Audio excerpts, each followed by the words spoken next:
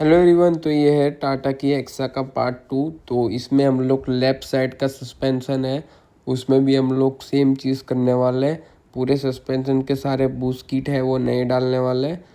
तो हमने ऑलमोस्ट है वो लेफ़्ट साइड का पूरा हमने सस्पेंशन खोल दिया। आप देख सकते हो इसमें लोअर आर्म के, अपर आर्म के, जहाँ सस्पेंशन के सारे बूस्ट है पूरे रिप्लेस करने वाले हैं।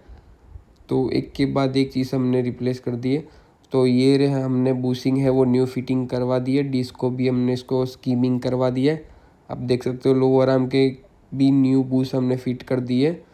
तो एक के बाद एक चीज़ है वो फिटिंग हो रही है। और ये परफेक्ट बूस किट हमने मंगाई थी टाटा जेन्यून, तो वो हम लोग रिप्लेस करेंगे और पहले जैसा व्हीकल को बना देंगे और परफेक्ट वर्किंग भी करेगा without any type of noise.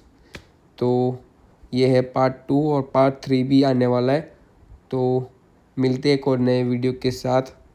तब तक के लिए बने रहिए टाटा हेक्सा के part 2, part 3 and part 4 project में।